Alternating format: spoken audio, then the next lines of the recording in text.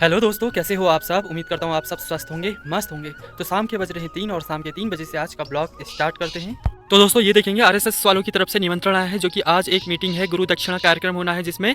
तो आज मेरे को जाना है पंचायत घर, तो वहीं का ये कार्ड है जहाँ मुझको आज जाना है। तो दोस्तों आरएसएस ना विश्व का सबसे बड़ा संगठन है, जिसमें प्रत्यक्ष रूप से 10 करोड़ लोग जुड़े हुए हैं। और आरएसएस का मुख्य उद्देश्य जो है ना, हिंदू संस्कृति को बढ़ावा देना और हिंदुओं को एकजुट करना, इसका मेन उद्देश्य है। तो आरएसएस विश्व का सबसे बड़ा संगठन है। खुद बीजेपी पार्टी भी आरएसएस की ही निकली हुई एक शाखा है। और देश के कई सारे दिग्गज नेता भी ना आरएसएस से ही आए हुए हैं। खुद प्राइम मिनिस्टर नरेंद्र मोदी और गृह मंत्री, राज्य मंत्री, रक्षा मंत्री जैसे कि अमित शाह, राजनाथ सिंह और पूर्व में अटल बिहारी वाजपेयी, ये कई सारे दिग्गज नेता भी ना आरएसएस से ही निकले हुए नेता हैं। तो दोस्तों आरएसएस की स्थापना का सबसे बड़ा कारण था कि हिंदुओं का बटा होना जाति व्यवस्था में, आर्थिक आधार पर, राजनीतिक आधार पर। तो उन सबको एकजुट करने के लिए आरएसएस की स्थापना की गई। और ना जब 1917 में खलीफा का एक पद होता है, उसको अंग्रेज़ों द्वारा तोड़ दिया गया, तो उसके विरोध में मुस्लिम तो आए ही आए और उसके साथ साथ भारतीय जो हिंदू थे वो भी आ गए थे। तो तुर्की में ही खलीफा का पद तोड़ दिया था, तो उसमें खिलाफत आंदोलन भारतीय लोगों ने भी चलाया। तो उसी को देखते हुए केशव हेडगेवार ने 27 सितंबर 1925 को आरएसएस की स्थापना करी। लेकिन आरएसएस ना कई बार विवादों में भी रही है, क्योंकि ये एक हिंदूवादी संगठन है, वो भी एक कट्टरवादी हिंदू संगठन। इसलिए ये 3 बार तो बैन भी कर दी गई है। एक 1948 में जब नाथूराम गॉडसे ने महात्मा गांधी की हत्या कर दी थी 30 जनवरी 1948 को।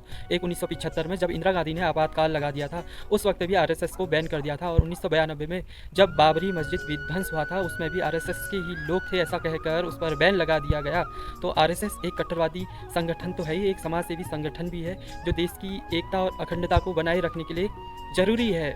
जब भी गृह युद्ध होगा तो उस स्थिति में आरएसएस मुख्य भूमिका निभाएगा। तो ना आरएसएस के अपने अलग नियम होते हैं, जिसमें वो अलग से प्रतिज्ञा प्रार्थना करते हैं। उनकी पीटी परेड करने का अलग तरीका होता है, और वो एक भगवा ध्वज की पूजा करते हैं एक तरीके से।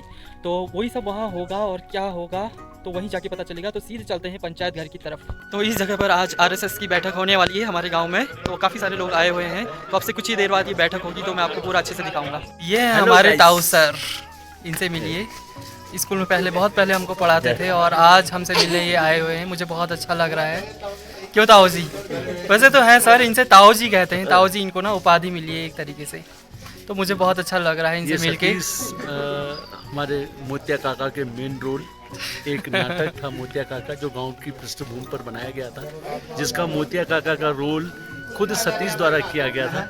बड़ा भावपूर्ण रोल था मेरा, जिसमें हाँ विभिन्न प्रकार के किरदार निभाने थे। और इस नाटक के बारे और उसमें ना हम प्राइज भी लाए। बस प्राइज भी लाए थे। दूसरे आए हम। पहले आते तो हम विशाखापट्टनम जाते, हम दूसरे आए तो हमको बहुत अच्छे इनाम मिले, और बहुत सारे इनाम मिले हमारी पूरी टीम को, हम लोग, और मुझे बहुत अच्छा लगा। चलो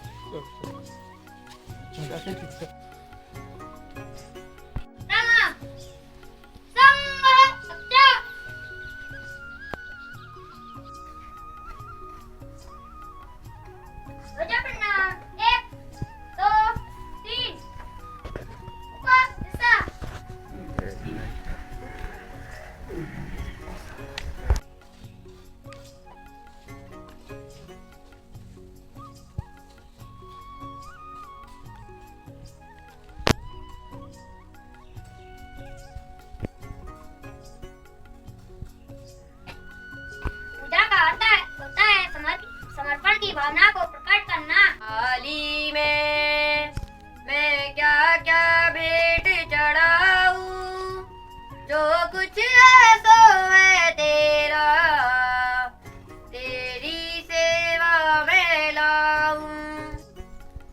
यूनान, मिस्र ऐसे देश रहे हैं जिनकी आज विश्व के मानचित्र में उनका स्थान नहीं है। ये कारण वही रहा कि उन लोगों ने अपनी संस्कृति को भूल दिया, अपनी परंपराओं को भूल दिया। तो इसलिए वो देश जो है मिट गए। तो वो रोम, मिस्र ऐसे देश थे, यूनान, सिकंदर जैसे, जिन्होंने जो है दुनिया को लूटना चाहा, स्वयं अपने देश को उसने वहां समाप्त कर दिया। अब जिस देश की संस्कृति, जिस देश की परंपरा, जिस देश का रीति रिवाज अगर मिट जाएगा, हम दूसरे देश की नकल करेंगे और दूसरे देश का पहनावा देखेंगे, दूसरे देश का त्योहारों को मनाएंगे, तो भी उस देश तो एक दिन मिटना ही है। वास्तव में भौगोलिक दृष्टि से रहेगा, जमीन रहेगी, सब कुछ रहेगा, लेकिन उसकी सांस्कृतिक विरासत है वो एक दिन समाप्त हो जाएंगी और विश्व के पटल में किसी भी प्रतियोगिताओं में किसी भी स्थान में उस देश का नाम नहीं आएगा। दूसरा, हमारे यहाँ आजकल क्या परंपरा चली है कि हाय और बाय, नमस्कार, प्रणाम। ये हाय का मतलब किसी आपदा का आना, बाय का मतलब जिससे मिलने की कोई उम्मीद ही नहीं है।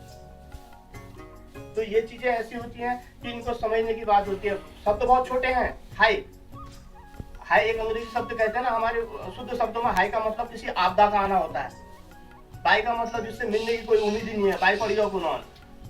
और बाजार में तुम्हें लगता है कि भाई हमें ज्यादा हिंदू दुकानदारों से ही सामान खरीदना चाहिए, खुली पुस्तक सामने रखनी चाहिए कि भाई हमें देखना चाहिए। अभी कांवड़ यात्रा चल रही है, अभी चल रहा था कि वहाँ नेम लिखना पड़ेगा जोड़ी। अरे नाम क्यों छुपा रहे हो भाई, तुम नाम छुपा क्यों रहे हो? यही चीज जागरूकता के लिए जो ये संगठन बना हुआ था।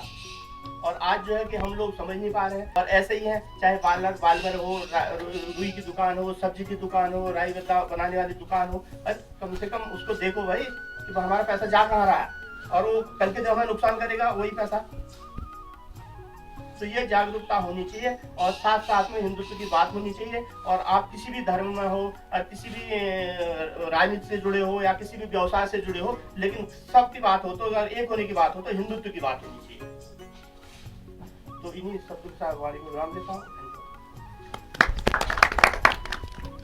नमस्ते सदा वत्सले मातृभूमे, नमस्ते सदा वत्सले मातृभूमे, त्वया हिन्दुभूमे सुखं वर्धितोऽहम्, त्वया हिन्दुभूमे सुखं वर्धितोऽहम्, महामङ्गले पुण्यभूमे त्वदर्थे, महामङ्गले पुण्यभूमे त्वदर्थे, पतत्वे सकायो नमस्ते नमस्ते, पतत्वे सकायो नमस्ते नमस्ते, प्रभो शक्तिमन् हिन्दू राष्ट्राङ्गभूता, प्रभो शक्तिमन् हिन्दू राष्ट्राङ्गभूता, इमे सादरं त्वां नमामो वयम्, इमे सादरं त्वां नमामो वयम्, त्वदीयाय कार्याय बद्धाकटीयम्, त्वदीयाय कार्याय बद्धाकटीयम्, शुभामासि सन्देहि तत्पूर्तये, शुभामासि सन्देहि तत्पूर्तये।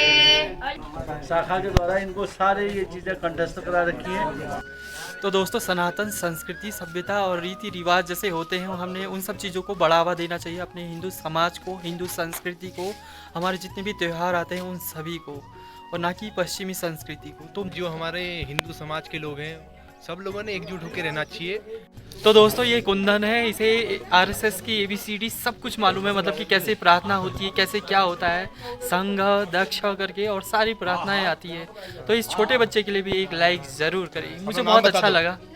कुंदन, आगे को पूरा नाम बताओ। कुंदन से विष्णु। बहुत अच्छा। और ये सब कहाँ से सीखा आपने? हमें आचार्य सिखाते थे, हर रोज सिखाते हैं? कभी कभी हर रोज लगती है शाम को शाखा। बहुत अच्छा, मुझे बहुत अच्छा लगा। तो दोस्तों, इन लोगों ने इतनी अच्छी प्रार्थना गाई, इन लोगों के लिए एक लाइक जरूर करें। ये हैं वो छोटे छोटे बच्चे। क्या नाम है तुम दोनों का? सौर्य विश्वकर्मा। Thank you. तो दोस्तों, आरएस से संबंधित आज की वीडियो लगभग इतनी ही, और आपको आज की वीडियो अच्छी लगी तो लाइक जरूर करें, चैनल में नए हैं तो सब्सक्राइब जरूर करें। क्यों मुक्को? बिल्कुल। Bye bye.